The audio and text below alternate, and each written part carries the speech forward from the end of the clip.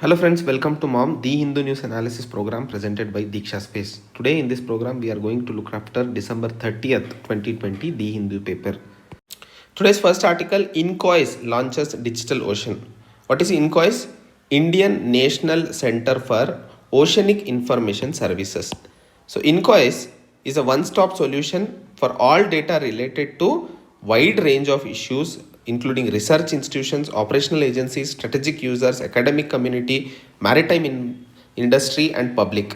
This has launched a project called Digital Ocean. This Digital Ocean will bring a sea of change with respect to oceanographic data, what is being presently collected by the INCOIS. It will help us better understanding of ocean surrounding for us, and it will be used for fishing zone identification advisories, ocean state forecast, high wave, tsunami, early warning, storm surge, oil spill advisories, and it will help us to get real-time information on oceanographic and maritime meteorological data. So ultimately, this is overall collection of data with respect to ocean and making it more technologically evolved and more technologically feasible for the benefit of various sectors in Indian economy. Today's next article, the tragedy of conservation. This article we are going to discuss in the context of the Ministry of Environment and Forest, which began identifying the potential heritage sites, and that has led to an unrest between the indigenous people who are already existing over there, and due to the restriction of movements following the declaration of these territories as ecologically sensitive has aggravated the situation further in that region. In this article, we need to understand that in 2012, there were 39 areas in national parks, wildlife sanctuaries, and reserve forest in Western Ghats, which were declared as World Heritage Sites by UNESCO. So, after declaration, the Ministry of Environment and Forest Climate Change has taken up this action where the crisis has started between the indigenous people and the government. Against this backdrop, if you remember, in 2006 there was Forest Right Act which was passed on in India, and in 2007 Declaration of Rights of Indigenous People was made by United Nations. These two were made to protect the rights of the indigenous people who are living in the forest area. But they never knew that something called World Heritage Site, which will be declared by UNESCO, will make them to leave their habitable place or were the place where they have lived for generations. Western Ghat, if you all remember, covers Karnataka, Maharashtra, Goa, and Kerala. In this, we are particularly speaking about Karnataka, where PVTG, particularly vulnerable tribal groups, constitute 44.2% of tribal population of entire Karnataka. In Karnataka, we find around 6.95% of tribal population, which includes Gaulis, Kunbis, Halakki Vakkala, Kare Vakkala, Kunbi, Kulwadi, Marathi. These are some of the names with respect to tribal communities. They are there. These people under Forest Rights Acts are considered as other forest dwellers. These people are living in these areas from 3 generations. As of now, prior to December 13, 2005. Why this date we are taking? We will just get into this. Under Forest Right Act, it is said that only those land are recognized where people prove their occupation not later than December 13, 2015. So, Forest Right Act, this is the deadline what they have given.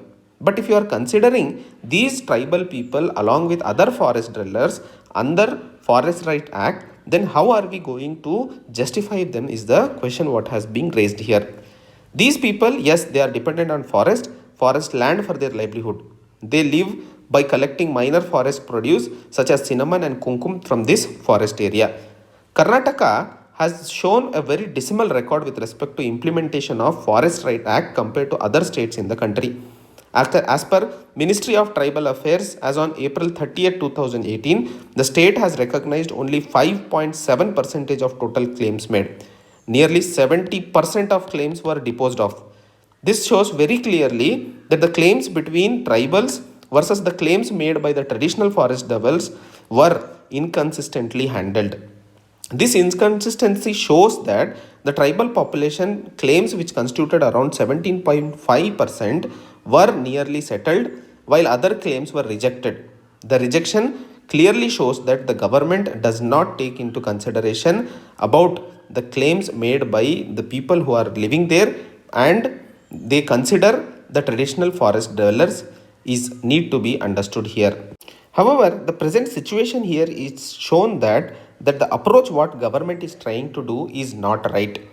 Assuming that the tribals and other traditional forest dwellers removing their rights in the forest would serve the purpose of conservation is far from truth. Forest Right Act is not about indiscriminate distribution. It is about discriminate distribution. If you look at, there are conditions under Forest Right Act, as I said, that the land will be recognized for the people who prove their occupation before 13th December 2005. Along with that, the combined stretch of land claimed by them is comparatively smaller than what has the land which is acquired for building dams, mining, laying railway lines and road powers and other activities or infrastructure activities which government does. Government record shows more than 43 lakh hectares of forest land was encroached legally and illegally until 1980, when Forest Conservation Act came into force. However, after that also there are no any conservation efforts which were made significantly. This very clearly shows that for a piece of land, or where a very small piece of land where these people are staying is dangerous to the ecology is actually needs to be questionable. However, the Global Environment Outlook Report 5 also mentions that there is a decreased biodiversity among or across the globe, even as protected areas have been expanding. This shows that the people living in this area are integral to the conservation process, and they relate it more integrated and spiritual way. So this shows that it is not right, or it is not the only solution to remove the people from their habitable region in the forest and make them isolated or make them open to run in a place where they have never thought of coming off. So what is the way forward here? Yes, declaration of Western Ghats as World Heritage Site is very important in preserving the rich biodiversity of the region, as it is also important to recognize the rights of the people who depend on this forest. Both are important. It is not that only one thing will go. Both have to run in hand parallelly. So preserving biodiversity, it requires legal empowerment of the people living in those areas. Now the government has to make effort to build trust among the different communities in the forest and outside the forest, and treating all citizens equally like everyone else in the country. So here these are the two dimensions which needs to be understood clearly with respect to the life of PVTGs in Western Ghats. Today's next article, the broken bonds of democracy. This article we are going to discuss in the context of Central Information Commission, which has again revealed that the inherent problems with respect to electoral bond scheme of 2018. So first, going into the details of this article, we will first understand what is Central Information Commission and what is this electoral bond scheme of 2018 is all about. So if you look at the Central Information Commission, it is a statutory body. Please remember this. This is a statutory body which has been set up under Right to Information Act of 2005. Under this, the government of India has to act upon the complainants from those individuals who have not been able to submit information requests to Central Public Information Officer or State Information Officer. So they act as a medium to get the information from government of India. Here, the second part of the understanding in this article is about electoral bond scheme. So the electoral bond scheme was bought out by the central government on January 29th, 2018. It was like a promissory note where any Indian citizen or any company which is incorporated in India can buy these electoral bonds from any branches or select branches, not any branches, sorry, from select branches of State Bank of India. These promissory notes will be in the denominations of 1000 rupees or 10,000 rupees, 1 lakh rupees and 10 lakh rupees. So from select branches, they can purchase these bonds and make donation to the political parties. Here, the point of contention is the electoral bond scheme where the donors and the donees who have received the money called donies, who have donated the money they are called donors.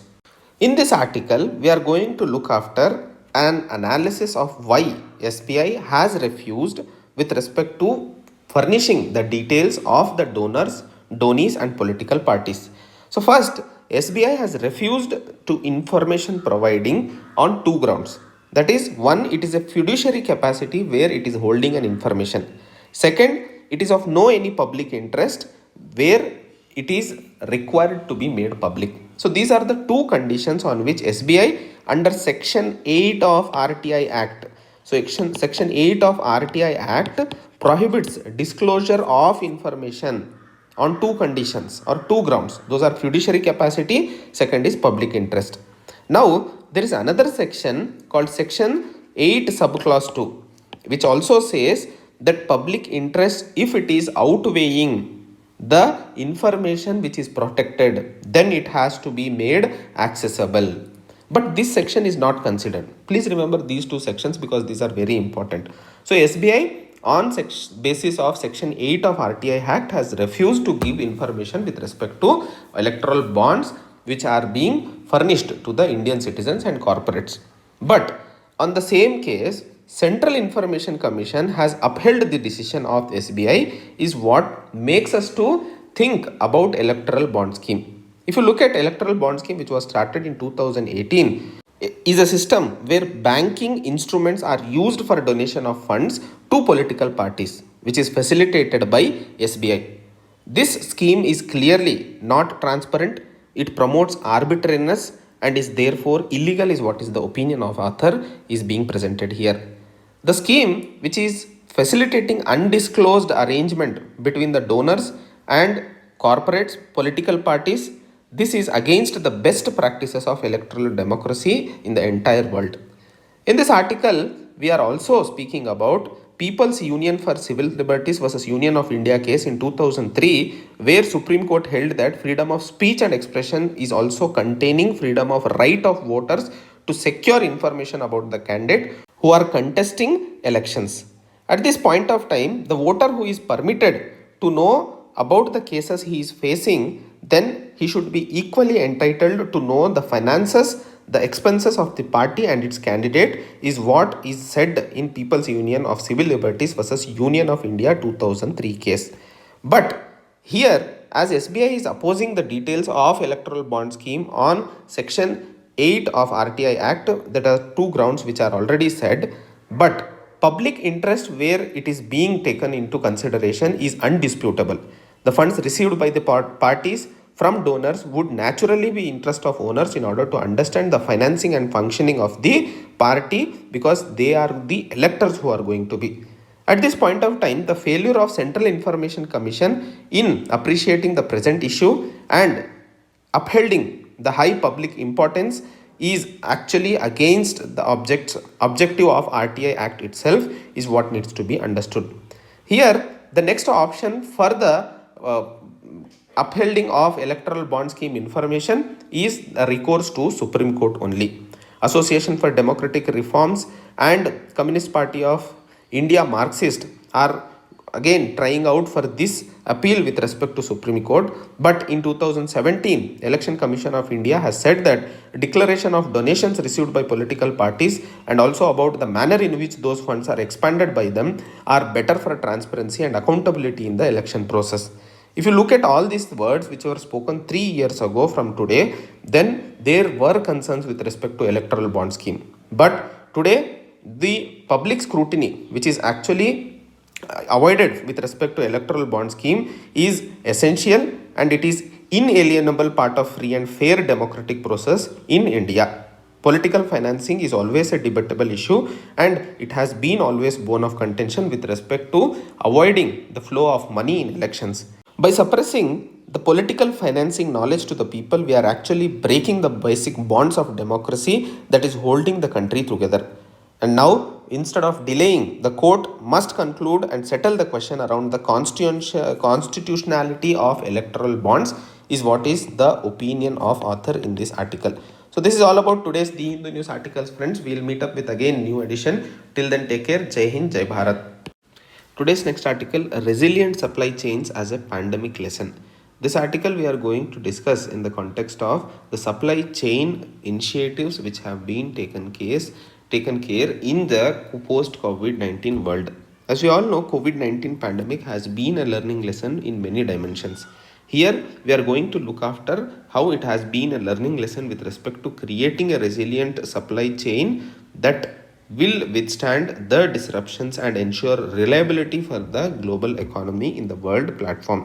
So disruptions in supply chains can be natural or man-made. As we all remember, whatever is happening as of now is considered under natural disruptions or what has been taking place. For man-made disruptions, there are few examples which we'll be looking after. Like in Japan, there was a case like the Great Tohoku earthquake of 2011. This was followed by a tsunami which led to nuclear disaster called Fukushima Daiichi.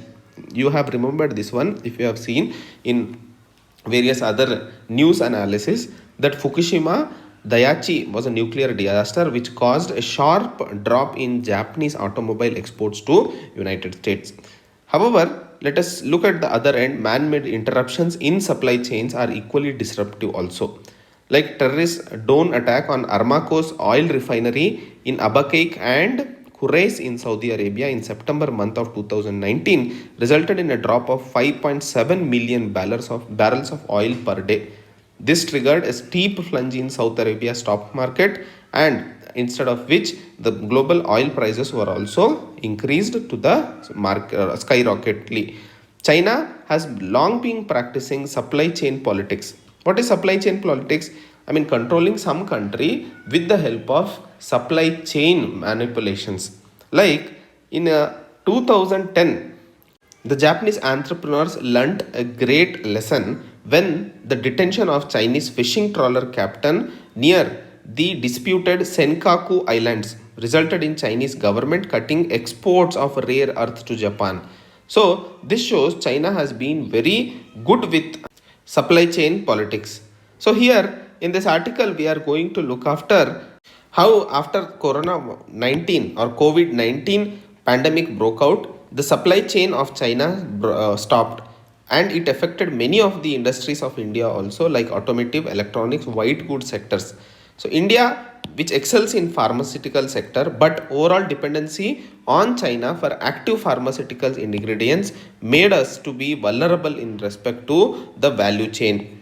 On the other end, tensions between China led the US state government to impose restrictions on exports of microchips to China's biggest semiconductor manufacturer, who is known as Semiconductor Manufacturing International Corporation. So, because of which there is an unacceptable risk with respect to equipment supplied which can be used for military purpose. That is the reason where US stopped export of the chips to China's biggest semiconductor manufacturer. In the course of time, this makes us understand that supply chain politics is what is going to be stay with respect to trade and technology. That is where India, Japan and Australia initiated supply chain resilience initiative in September this year. This will be focusing on automobile parts, petroleum, steel, textiles, financial services and IT sectors. The supply chain initiative will bolster the future involvement of France also, and UK is also showing interest with respect to supply chain resilience initiative. Here, the principle of linkage is spoken very greatly when geopolitics and geoeconomics are taken into consideration, and they are never separated. For that, if you look at relations of US with Soviet Union as an analysis, where when Nixon administration came to power in 1969 and Soviet Union wanted access to some key Western technologies in computing, yet Soviet Union was unwilling to accommodate US concerns on strategic and military issues. So Kissinger clearly pointed out that separate issues into distinct compartments would encourage the Soviet leaders to believe that they would use cooperation in one area as a safety wall and while striving for unilateral advantages elsewhere. This shows geopolitics and geoeconomics cannot go differently. They are one and the same. China has resorted to similar tactics of maintaining advantage over trade and economics engagement without relenting on strategic issues. China calls for normal ties with India with respect to trade, but it has continuing face off in Ladakh is what we are seeing. There are moves which are being discussed by Australia and Japan with respect to disruptions of supply chain, what we saw. So China, which has often used its economic leverage to weaken an opponent's resolve in contentious issues, made Australia to demonstrate strong political will in countering arbitrary. So China, which imposed sanction on key exports of grain, beef, wine, coal, and anything else, this is a price that democracy such as Australia finds worth paying for demanding an inquiry into the origin of coronavirus and advocating a robust Indo-Pacific region. So, when Australia asked for probe into the origin of coronavirus, China has come out with an economic backslap for Australia. After normalization of ties in 1970s with Japan, which has invested around hundreds of billions of dollars in Chinese economy, now Japanese companies are having global performance and profits which are linked to manufacturing facilities and supply chains in China. Yet, they have shown early capacity for risk mitigation through China Plus One business strategy, where diversification of investments to ASEAN, India, and Bangladesh. Under phase 1 of Japanese, where $2.2 billion relocation package was announced, and 89 Japanese companies have availed the subsidy in order to move out of China, is what is need to be understood. So 57 companies have relocated to Japan and 30 companies to Southeast Asia and 2 to India. Sizable number of small and medium enterprises chose to relocate to South Asian countries like Vietnam, Thailand, Malaysia, even though it is hardly surprising that Japanese entrepreneurs are far away familiar with cultural and business environment in Asian countries. However, companies in health and medical care devices, especially manufacturing PPEs, would have benefited more by shifting to India, which offers large domestic market as well as lower manufacturing cost for global exports. There are few vulnerabilities with respect to India if we have to develop ourselves to a strong supply chain initiative, where India is an emerging economy and it cannot ill afford the shocks of disruptions in supply chain, and nor it will allow anyone to be held hostage due to the over reliance on imports as China is doing as of now. For instance, pandemic breakdown which caused global supply chain disruption in automotive sector since the global manufacturer in China abruptly went offline. India, which imports around 27% of requirement of automotive sector parts from China, was overly dependent on it, and this is a wake up call that sudden shortage of braking components, electrical components, interiors and lighting fixtures, which has to be seriously taken by India. So now, despite being fourth largest market in Asia for medical devices, India has a import dependency of 80%, and among the biggest exporters to India in this field are China, US, Germany, Singapore and Japan. So this is not clearly sustainable at all. Given the renewed thrust in healthcare sector, now is the time to give or fill the gaps through local manufacturing is what needs to be understood. India's electronic industry was also worth $1,020 billion in 2018 and 19. And forecasts show by 2025 we will grow to around $400 billion. If you are looking at this, today India is seeking to enhance its presence substantially in global supply chains by attracting investments in semiconductor components and packaging industries. Here, this can be done by actively promoting PCBs, components and semiconductors. Electronic sector gradually shifts away from completely knocked down assembly to high value addition projects. Here, defense has also been a major promoter after Atmanirbhar Bharat scheme. There are around 101 items which are negatively import listed, and Atmanirbhar Bharat does not mean blocking of outside entry.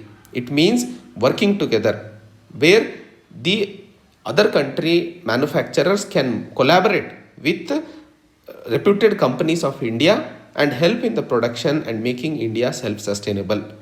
Now, India has the capacity and potential to become one of the world's largest destination for investment and the world's largest manufacturing hub in the aftermath of pandemic is what needs to be understood by the overall analysis of this article.